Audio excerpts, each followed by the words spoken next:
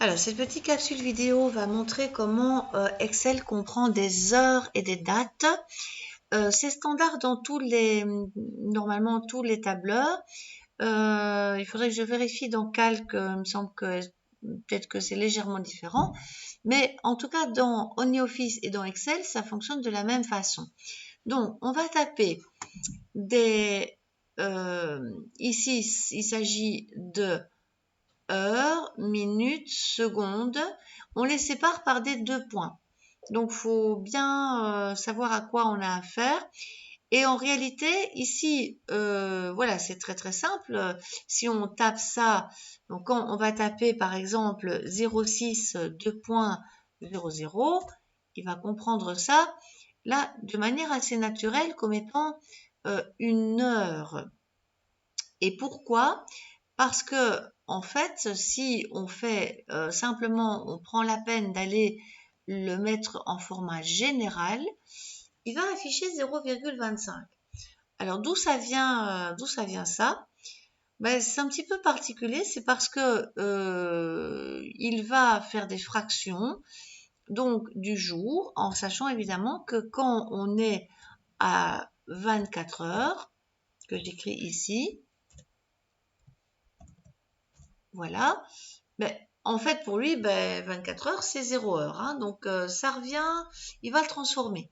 Donc, il ne va pas garder la mention 24 heures. Je me demande si dans Excel, oui, dans Excel, il garde 24 heures.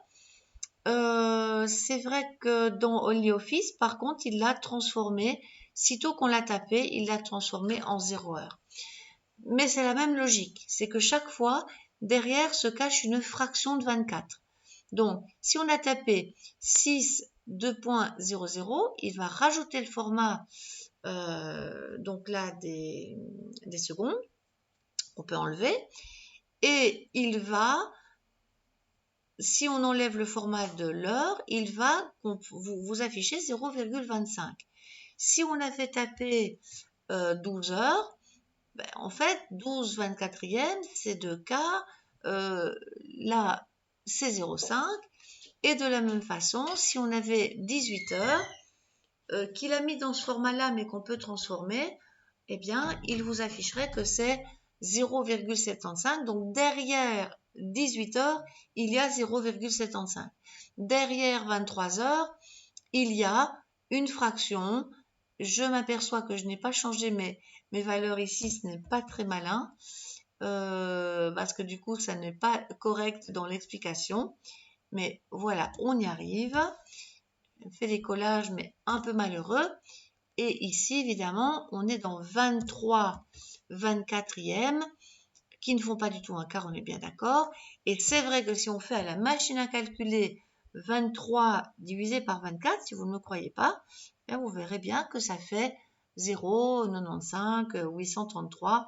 Je le taperai, je le calcule. Ici, voilà, faites-moi confiance, mais testez-le, c'est tout à fait ça. Voilà, donc effectivement, une fraction, c'est en fait une fraction de 24 se cache derrière 23 heures. Ne pas s'inquiéter du comportement d'OnlyOffice ici. J'en profite pour montrer qu'il y a un truc dans tous les tableurs qui est que si on veut quand même faire afficher un égal, parce que sinon le tableur le comprend comme étant la mention d'une formule, donc il ne l'affiche jamais. Mais si on veut commencer sa cellule par le terme égal, eh bien il faut absolument mettre une apostrophe. Voilà, je vais essayer de l'afficher ici en plus grand peut-être, si on voit ça mieux. Ouais, je vais agrandir un petit peu pour qu'on voit plus clair avec ça. Voilà.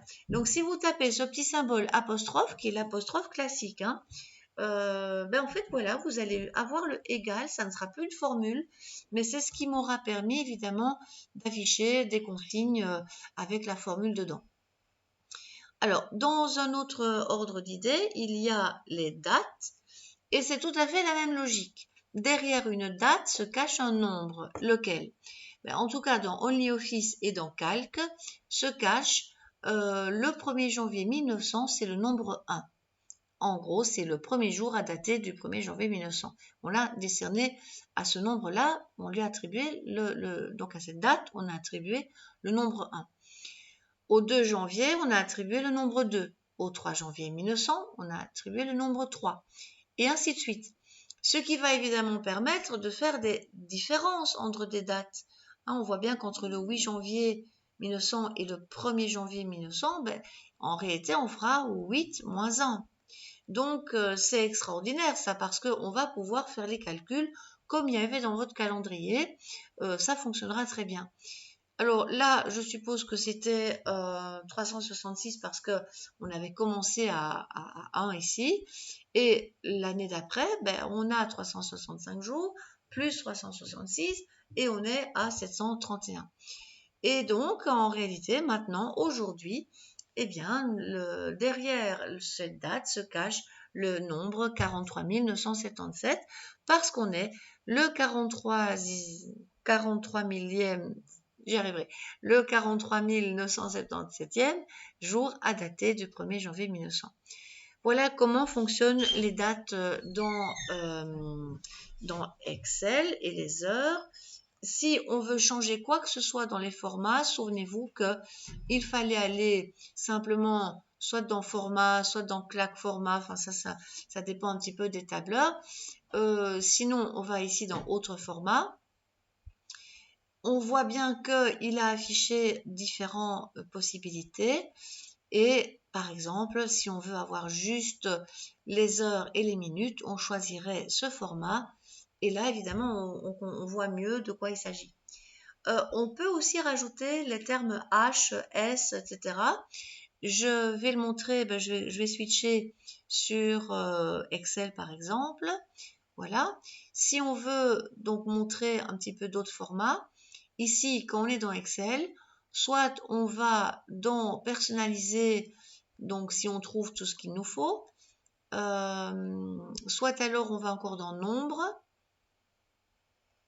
En réalité, c'est trouver la boîte de dialogue qui va gérer tous les formats.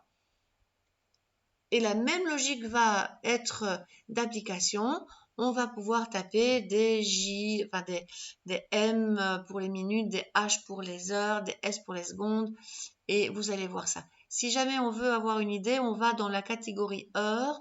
Et là, on se rend compte qu'il suffit de le mettre comme là, par exemple, un nombre. On va voir ce que ça donne.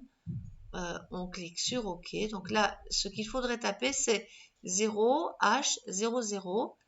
Et là, ça voudrait dire qu'il ne mettrait plus les petits deux points, il met un espace. Si on veut au contraire rapprocher l'heure et enlever les minutes, bien il suffirait d'aller de nouveau dans le format, soit dans autre format numérique, soit dans les nombres, enfin n'importe quoi. On taperait ça dans la zone correspondante, ce qui nous intéresserait, mais ça il faudrait aller dans personnaliser. On taperait ici soi-même ce qu'on veut. Donc là, je voudrais un petit peu voir ce qui est proposé, parce qu'il y a vraiment beaucoup de formats possibles. Donc limite, à mon avis, en se référant à ça, si on tape 0H tout collé et puis 00,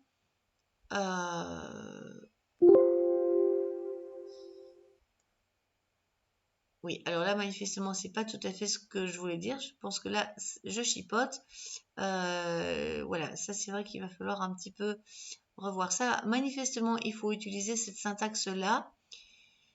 Et ah oui, voilà, ce sont les guillemets. Il a utilisé les guillemets dans Excel. Donc, il faut parfois être un petit peu attentif à la syntaxe. Là, on voit bien qu'il l'a rapproché. Et là, il y a l'espace qui suffit pour afficher l'espace entre la lettre H et les minutes. Donc, voilà. C'est à creuser si jamais on veut avoir plus d'infos sur les formats, parce que la syntaxe, elle est vraiment super précise.